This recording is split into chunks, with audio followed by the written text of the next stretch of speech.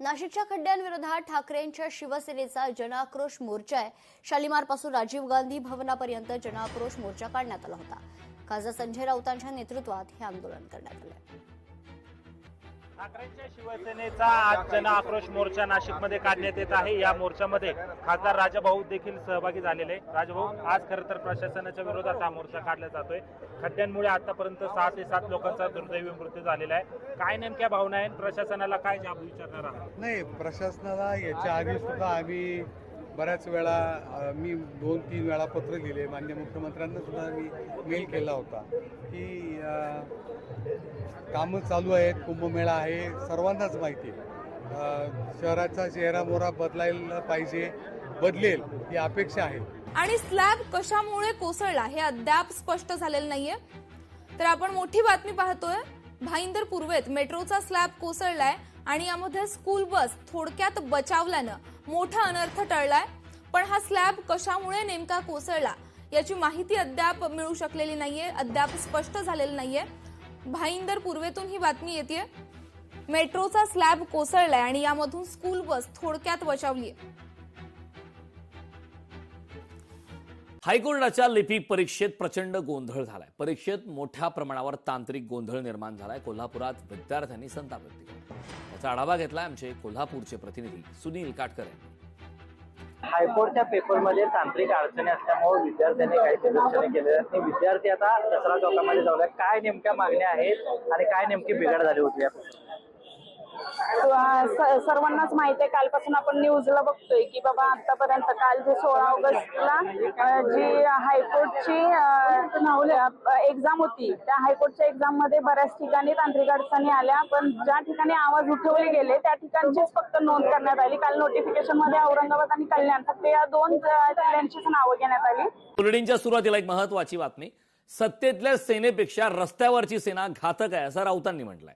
सत्तेत नसलो तरी जनतेसाठी लढणार अशी प्रतिक्रिया संजय राऊतांनी दिली।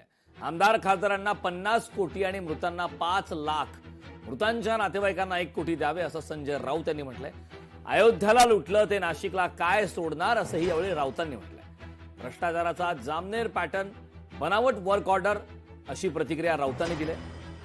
कुंभमेळा हा पूर्ण भ्रष्टाचाराने बरबटलेला आहे। कुंभमेळ्याच्या कामात भ्रष्टाचार, आपापल्या नातेवाईकांना कंत्राट दिली जात आहेत असा आरोप संजय राऊतांनी केला। कर्जत कोंदिवडे रस्त्याची दुरवस्था सांगणाऱ्या मुलींनी राज ठाकरेंची भेट घेतली। दुरवस्थेबाबत रिपोर्टिंग करून सोशल मीडियावर चर्चेत या मुली आल्या आणि रस्त्याच्या समस्येकडे प्रशासनाचं लक्ष वेधण्यासाठी या मुलींनी रिपोर्टिंग केली होती।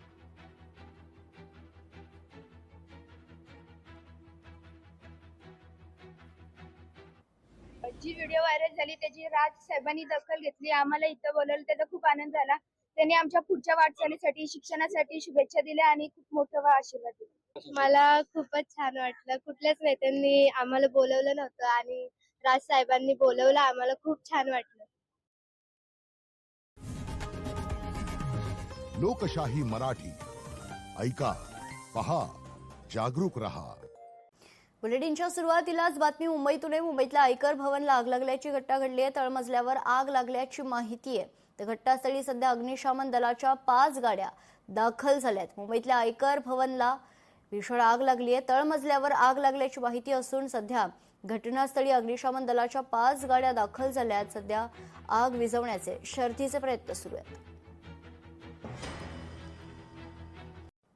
भाजपचे राष्ट्रीय प्रवक्ते शहजाद पुनावाला यांच्याकडून राजीनाम्याची घोषणा करण्यात आली। पुनावालांचं भाजपाध्यक्ष नितीन नबीन यांना पत्र आहे।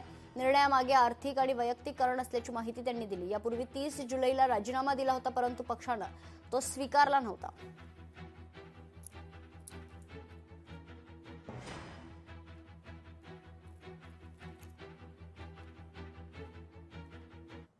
वंदे मातरम कथित अपमान प्रकरणी मुंबईत पहिली तक्रार पाहायला मिळते। खरगे, सोनिया गांधी, राहुल गांधींच्या विरोधात तक्रार दाखल करण्यात आली। अखिलेश चौबेंकडून दिंडोशी पोलीस ठाण्यात तक्रार दाखल करण्यात आली। कायदेशीर कारवाई न झाल्यास न्यायालयात जाण्याचा इशारा आहे।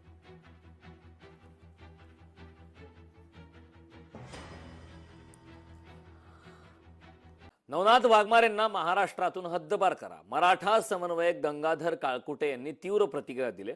नवनाथ वाघमारेंच्या वक्तव्याचा निषेध व्यक्त करण्यात आला। नवन्या चिलट मारे याने मराठा समाजाच्या मुलीबद्दल अतिशय अश्लाघ्य टीका केली, अतिशय हीन दर्जाचं वक्तव्य केलंय.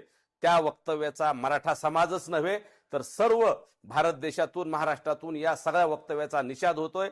आम्ही सुद्धा सगळं या वक्तव्याचा जाहीर निषेध करतो. मी कधीच कुणाच्या लेकींवर बोललो नाही. खूप वाईट थराला चाललात. नवनाथ वाघमारेंच्या विधानावर जरांगेंनी संताप व्यक्त केला. लेकींवर बोलणाऱ्यांना आता सुट्टी नाही असं जरांगे पाटील यांनी म्हटलंय. बावनकुळेंनी मराठ्यांचा तळतळाट घेतलाय. वेळ आली तर आम्ही सरकार पाडू. मनोज जरांगे पाटील यांनी महायुतीला हा इशारा दिला. आम्ही नाही कोणाच्या लेकीबद्दल बोललो. आम्ही म्हणलो का दाखवायच्या का दुसऱ्या बाजू बी? मग दाखायची का? दाखायची का दुसरी बाजू? लय वासुदेव होईल बरं. मग इतक्या नीच थराला जर तुम्ही गेलात ना, मराठ्यांचे पोट्टे गाबडे सुद्धा सोपे नाहीत. मग तुम्ही आता लय वाईट थराला गेलात. आम्हाला त्याच्यापेक्षाही वाईट थराला जाता येत. सुरुवात तुम्ही केली ना, आता मराठी सुद्धा त्याच भाषेत तुम्हाला बोलणार. वेळ आली तर मराठी आम्ही सरकार पाडिणार. जर 58 लाख नोंदीतले एक बी नोंदी कमी केल्या तर. मी हे खूप तळतळीने सांगतो. ओबीसी नेते नवनाथ वाघमारे यांनी मराठा समाजातील महिलांविषयी केलेल्या वक्तव्याप्रकरणी खेद व्यक्त केलाय. यापूर्वी कधीही असे वक्तव्य केले गेले नसून बावनकुळे यांच्यावर मनोज जरांगे यांनी केलेल्या टीकेवर बोलताना ओघात हे वक्तव्य केल्याचं स्पष्टीकरण नवनाथ वाघमारे यांनी दिलंय. फुले शाहू आंबेडकरांचा, अण्णाभाऊ साठेंचा, महात्मा बसवेश्वरांचा विचारांचा वारसदार म्हणून मी मोठ्या मनाने मनोज जरांगे ज्या दिवशी माफी मागतील, आमच्या वंजाऱ्याची माफी मागतील, धनगराची मागतील, माळ्याची मागतील, आमच्या मुख्यमंत्री महोदयांची मागतील, आमच्या बावनकुळे साहेबांची मागतील, एकनाथ शिंदे साहेबांची मागतील, अनेक मंत्र्यांचे आई वडील काढले त्यांची माफी मागतील, त्यावेळी काही एक महत्वाची बातमी राजकीय वर्तुळातून समोर येते. भाजपकडून राष्ट्रीय कार्यकारिणीची घोषणा करण्यात आली. माजी खासदार भारती पवार यांची राष्ट्रीय उपाध्यक्ष पदावर वर्णी लागली आहे. तर मुंबईतील शिवप्रकाश यांची राष्ट्रीय सहसंघटन मंत्री पदावर फेरनिवड करण्यात आली. तर महाराष्ट्रातील खासदार विनोद तावडे राष्ट्रीय महामंत्री आणि केंद्रीय मंत्री पियुष गोयल कोषाध्यक्षपदी कायम आहेत.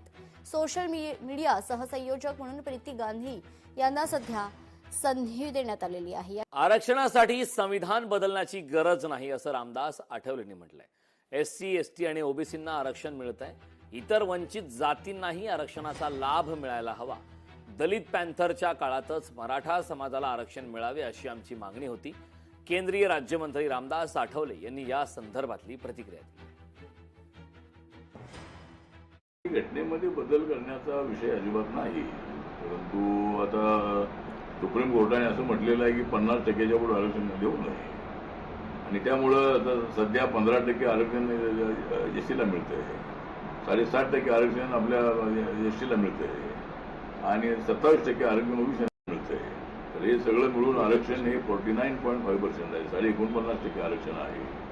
नाशिक जिल्हा पुन्हा भूकंपाच्या धक्क्याने हादरलाय. जिल्ह्यातील पेठ, सुरगाणा आणि दिंडोरी तालुक्यात पुन्हा भूकंपाचे धक्के जाणवलेत. सुरगाणा तालुक्यातील बोरगाव परिसर तर पेठ तालुक्यातील गोंदे, भायगाव, जांभूळमाळ, हरणगाव भागात दुपारी 12:40 भूकंपाचे धक्के जाणवले. तर दिंडोरी तालुक्यातील ननाशी, बागलीचा पाडा परिसरात 12:45 भूकंपाचे धक्के जाणवले. सातत्याने होत असलेल्या भूकंपामुळे नागरिकांमध्ये भीतीचं वातावरण पाहायला मिळतं.